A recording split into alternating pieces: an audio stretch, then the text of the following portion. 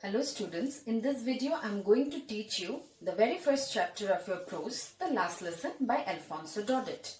Alphonse Daudet was born in Nimes, France in the year 1840. Initially he was a teacher, but later he took to writing and became one of the most famous French novelists and a short story writer. So before starting the chapter, let us know about the background of the story. So what happens is that a war took place between France and Prussia. And in that war, France was defeated by the Prussian soldiers. After France was defeated, an order came from Berlin that German language will be taught in the schools of Alsace and Lorraine.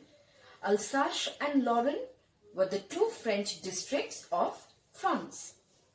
So now students, throughout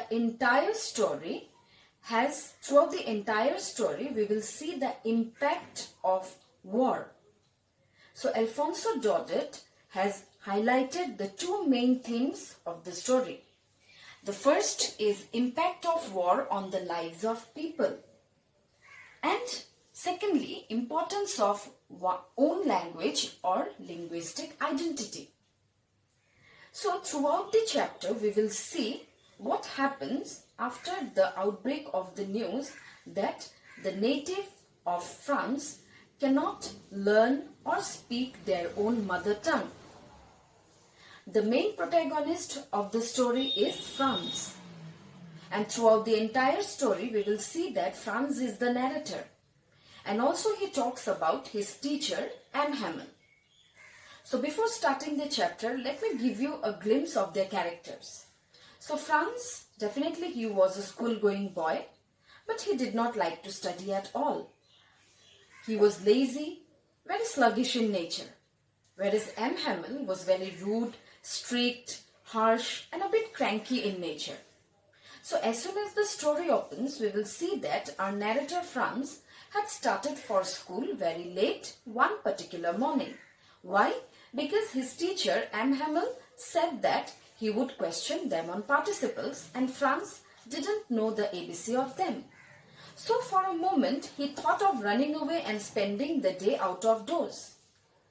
Moreover, the weather was warm and bright. Birds were chirping and in the open field back of the sawmill, the Prussian soldiers were drilling. So now throughout the entire story, students, we will see that the Prussian soldiers dominated the French districts of Alsace and Lorraine. So all these things tempted Franz the most, but he had to resist. He opposed his temptation and he hurried off to school. So now while going to school, he saw that there was a crowd in front of a bulletin board. Okay, so without paying any heed, he thought that what could be the matter now, because that bulletin board was meant for the bad news. Like it is mentioned in your second paragraph, for the last 2 years all our bad news had come from there. The lost battles, the draft, the orders of the commanding officer. And I thought to myself without stopping, what can be the matter now? So Franz, he didn't pay any attention and he thought what could be the matter now? Okay, there might be some bad news, so he didn't stop and he hurried off to school. Then, as I hurried by as fast as I could go, the blacksmith watcher, underline this, the blacksmith watcher, name of the blacksmith is Watcher, who was there with his apprentice, the one who is on the verge of learning, okay, a learner, reading the bulletin, called after me, "Don't go so fast, boy, you will get to your school in plenty of time." So while he was on his way to school, a blacksmith named Watcher, who was standing there in front of the bulletin board with his apprentice, okay, called Franz and said that, "Don't go so fast, boy or bub, you have plenty of time. Okay, you'll reach school, you have plenty of time, you have enough time. You can reach school at any moment you like." I thought he was making fun of me. So for a moment, Franz thought that the man, the blacksmith, he was making fun of him and reached M. Hamel's little garden all out of breath. And finally, he reached his school. Now, what do we experience if we go in front of any school, the usual commotion, right? The hustle and bustle. So usually there used to be hustle and bustle in any school, like the wrapping of the ruler, children reading their lesson together, teachers shouting, opening and closing of desks, right? So Franz, on that particular day, he thought that he counted on the commotion. He had this belief on those noises. And he thought that without anybody's notice, he would be able to enter into the classroom. But unfortunately, that day was all quiet. It was like Sunday morning. And whatever he thought, it turned out to be the opposite one. Through the window he could see that his classmates were all on their respective places, and M. Hamel was pacing with a great ruler under his arm. But he had no other choice but to enter into the class. He was all blushing. So what he did, as soon as he opened the door, he saw that M. Hamel, without scolding him, asked him very softly to enter into the class. And while he was about to take his seat, he noticed that his teacher M. Hamel was wearing the finest clothes. His frilled shirt, his green coat, his cap all embroidered, which he never wore except prize or inspection days. But now what surprised him the most was that the villagers who were sitting on the back benches. And among them were old Hauser with his three-cornered hat, the former mayor, the former postmaster, and several others besides. Everybody looked sad, and Hauser had brought an old primer. Primer? It's a primary book. Thumbed at the edges, he held it at the very corner of the book, and he held it open on his knees with his great spectacles lying across the pages, and he was trying to read something. While I was wondering about it all, M. Hamel mounted his chair and in the same grave and gentle tone which he had used to me said, "My children, this is the last lesson I shall give you. The order has come from Berlin to teach only German in the schools of Alsace and Lorraine. The new master comes tomorrow. This is your last French lesson. I want you to be very attentive." So, while Franz was wondering about the silence of the school, M. Hamel's fancy dress, villagers sitting at the back of the class, at that moment he saw that M. Hamel sat on his chair, mounted his chair, and said in a very grave and gentle tone that he had used with Franz a while ago, and declared that that was his last lesson, because an order had come from Berlin to teach only German in the schools of Alsace and Lorraine. That was his last class. The new master is coming from tomorrow. This is your last French lesson, and he wanted everyone to be very attentive. What a thunderclap these words were to me. So these words amazed Franz very much. Oh, the wretches! That was what they had put up at the town hall. And at that particular moment, Franz started recollecting all the incident that he encountered while coming to school. The bulletin board, the news, the crowd, and the blacksmith who told him that you have enough time. Okay, so my last French lesson. Why? I hardly knew how to write. So students, here you will see that Franz started regretting regarding his last French class. Why? Because he had hardly knew how to write his own language. I should never learn anymore. I must stop there then. That means from the next day onward, he was not going to learn his French lesson. Oh, how sorry I was for not learning my lesson. And at this point, we will see that Franz was accusing himself. Okay, he blamed himself for ignoring his lesson, for seeking birds' eggs. Instead of learning, he went to seek birds' eggs. And also he went for sliding on a Saar. Saar, the river in Alsace. If the question comes, name the river mentioned in the last lesson, you'll have to write the name of the river is Saar, S-A-A-R. My books that had seemed such a nuisance a while ago, so heavy to carry, my grammar, my history of the saints were old friends now that I couldn't give up. And he felt so heavy that he said my grammar book, my history books, okay, which appeared to be a nuisance a while ago. Now I feel that, or at that very moment, he felt that they were his friends, his old friends. And M. Hamel, too, the idea that he was going away, that I should never see him again, made me forget all about his ruler and how cranky he was. And also he thought about his teacher. Now let me tell you, student, in this story, you will not see a good rapport between the teacher and the student. Okay, but on the very last class of the French lesson, you will see that the student and the teacher started liking towards each other. Okay, and that's why Franz said that I also thought of, and I also think of my teacher. Okay, that from the next class, however rude he was, however cranky he was, but at least he was my teacher. And at that very particular moment, he realized that he was going to miss his teacher, M. Hamel. Poor man. It was in honor of this last lesson that he had put on his fine Sunday clothes.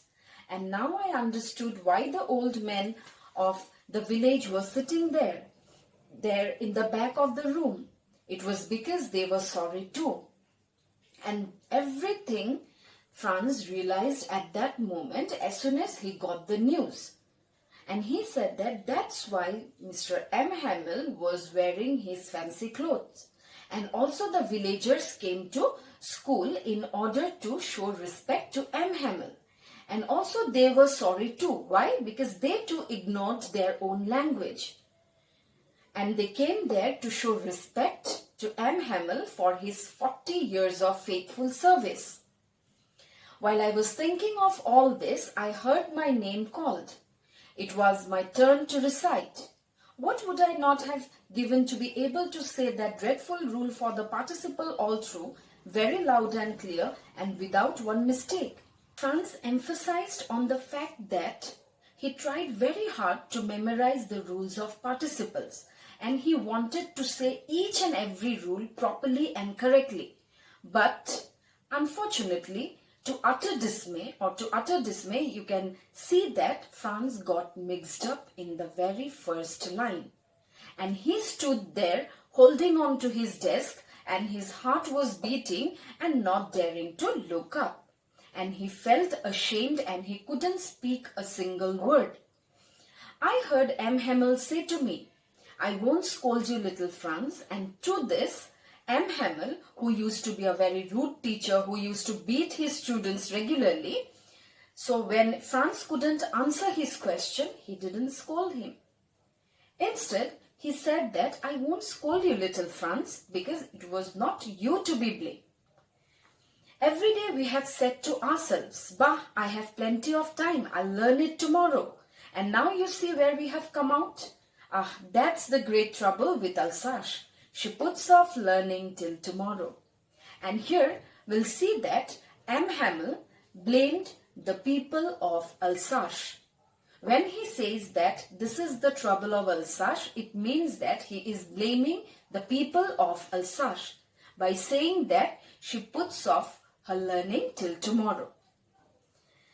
Now those fellas out there will have the right to say to you, how is it you pretend to be Frenchmen and yet you can neither speak nor write your own language? And M. Hamel made Franz realize that from the next day they are going to be humiliated by those German teachers, because being a Frenchman, they couldn't speak nor write their language well. And that's why M. Hamel said that, see, what are we up to? From the next day onwards, we are going to have a new teacher who is going to teach us German. And definitely he is going to humiliate us. Why? Because you people couldn't You could neither speak nor write your language well. But you are not the worst, poor little Franz. We have all a great deal to reproach ourselves with. But I'm not going to blame you alone, little Franz. We all have done some mistakes in one part or the other. Your parents were not anxious enough to have you learn. At this point, he not only blamed Franz, but also blamed the parents who were not anxious to send their children to school. Instead, they wanted their children to stay at home to work with them to earn some money. And also M. Hamel blamed himself. He said that whenever he wanted to go to fishing, he gave them a holiday. And sometimes when he was not in mood of teaching, he used to ask his students to water his flower of the garden. And when I have been to blame also. Have I not often sent you to water my flowers instead of learning your lessons? And when I just wanted to go fishing, did I not just give you a holiday? So at this point, student, we will see that M. Hamel, along with the student, they all started realizing their own mistake. They came to know, or you can say they have realized what they did, what was their fault. But they were all helpless because they didn't have much time in their hands. And from the next day, German teacher will come and will start teaching German language. Then from one thing to another, M. Hamel went on to talk of the French language, saying that it was the most beautiful language in the world. Then M. Hamel started talking about the French language. Said that it was the most beautiful language of the world, the most clearest, the most logical language, that we must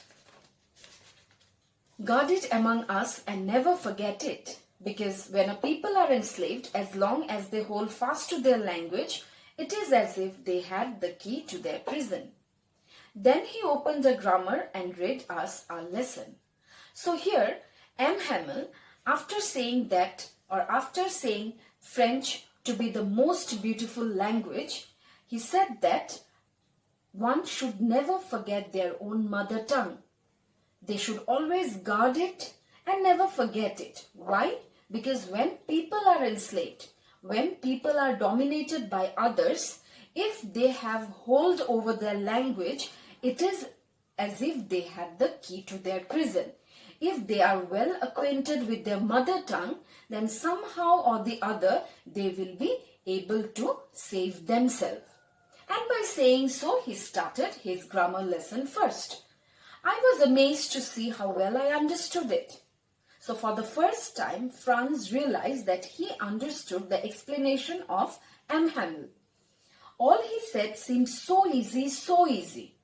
I think too that I had never listened so carefully and that he had never explained everything with so much patience. And on that very day, Franz realized that M. Hamel tried to explain everything with his utmost care and attention. And also it seemed to Franz that he had understood everything whatever M. Hamel tried to instill upon them.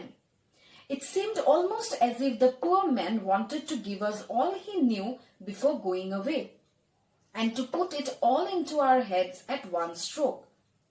And it seemed to Franz that M. Hamel wanted to impart the whole of his knowledge, whatever he knew about the French language, to instill into the minds of his students at one stroke.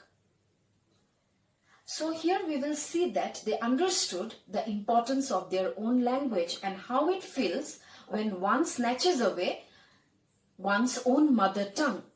When they were deprived of their mother tongue, when the people of Alsace-Lorraine deprived of their mother tongue, on that very day they realized the importance of their language.